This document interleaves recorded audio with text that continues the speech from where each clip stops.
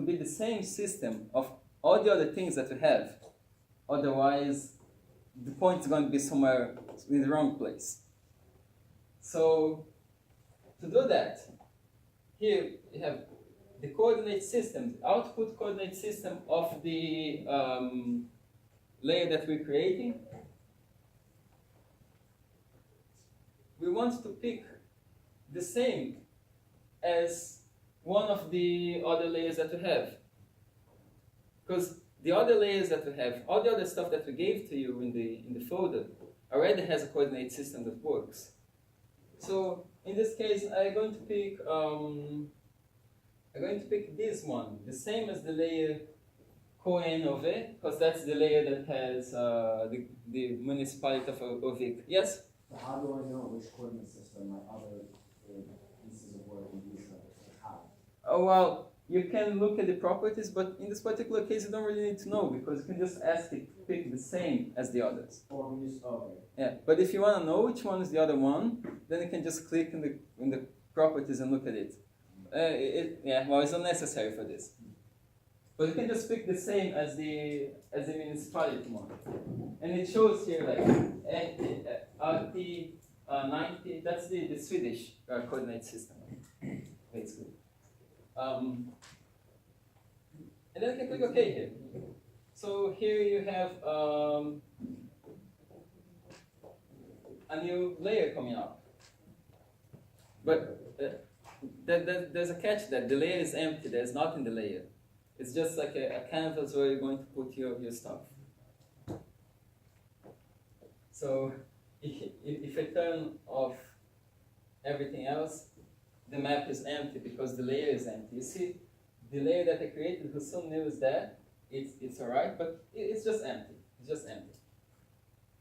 So we go here, and you can click Start Editing. If you click Start Editing, you're going to start to edit the empty layer. You're going to get some like windows asking you to pick which one do you want to edit. You pick the one that you want to edit, the little thumbnail,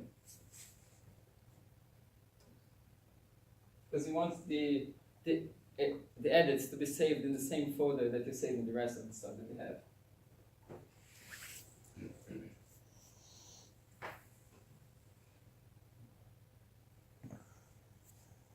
See, when you start editing, you get this like create feature pane in the side right, this window, after you start editing, that you can just create stuff.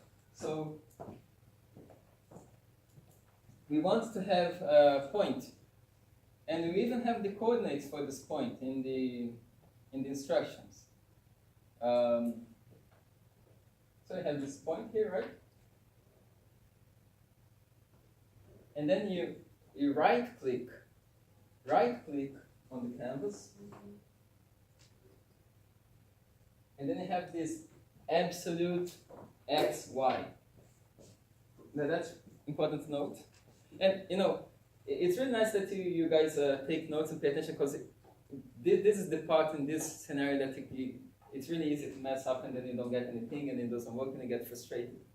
But you pick absolute XY, and then you get this window where you can enter the coordinates. And the coordinates, they are in instructions 166,8000. Oh yeah. And 7028030. You don't need to notice the coordinates because they are in the exercise. Then when you give enter, there's a dot. You found a dot. I created a dot. And well, if you want to get the coastline, you can see the coastline and the dot. The dot appears there in the coastline. Kind of looks like more or less where Husum would be. Then you can go and stop editing, and you can save the edits. So now, after all this stuff, you get your dot, and that's the paper mill. That's where the accident happened. You might want to make it more obvious that it's something like bad going on there. So I don't know, you can pick like this. This is where the accident is happening.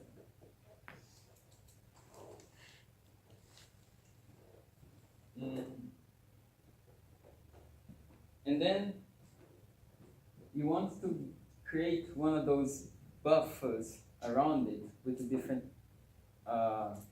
time points where the gas is spreading. So basically, you're going to be, say, this is the mill, you're going to be creating one thing around this, and so far it's just like the urban area that we created in the other exercise. The catch is that this time it's going to have 2 levels. So it's going to be like this. Like the first hour, the second hour. It's very simple. It's just a different tool, but it's very similar to what we did in the other one.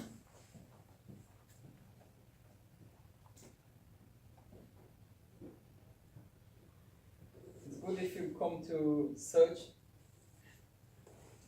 For this one, you're going to need something called multiple buffer.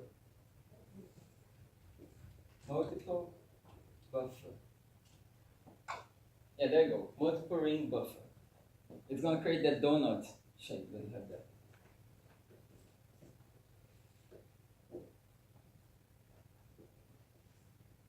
So when you click in there, as usual, you're going to get your window. Create the buffer around. That's the mill. So it's going to be the some mill layer that we just created. The different thing is like the distances. In the first one, it was distance and had like 30 meters around the urban areas, if you remember. For this one, it's going to be 1,000 meters around the mill and then 2,000 meters around the mill. I'm sort of guessing, I think it was that. Yeah, it is that. It's 1,000 meters and then 2,000 meters more. So you're just going to add 1,000 meters, check, 2,000 meters, check. And the unit for the buffer, 1 meters. Nice.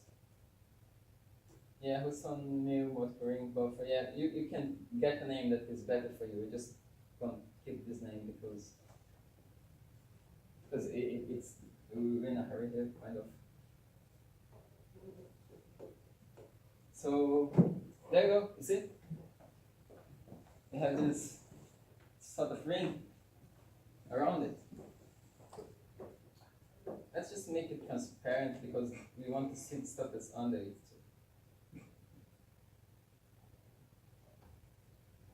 And then from here on, there was something in the instructions that says there are different ways in which the wind can blow. Yeah, I think Tommy was having a bad day when he created this exercise. He might have anger, something he decided to make it a bit more complicated. He said there are different ways. It's a question, no? No. All right, yeah. Okay. He wanted to create a bit more. He said there are different ways in which the wind can blow, and therefore we need to cut this buffer into 4 quadrants like this. So you want to do like this. Tommy's a genius. He was like, yeah, he wants to do it like this, and maybe the wind is going this way, or maybe the wind is going this way, and then he wants to know like how much damage it happens if the wind comes this way, how much damage it happens if the wind comes that way, for example. This is the part. This is the part 3, that's part 4. Let's talk about it. Alltså jag är fan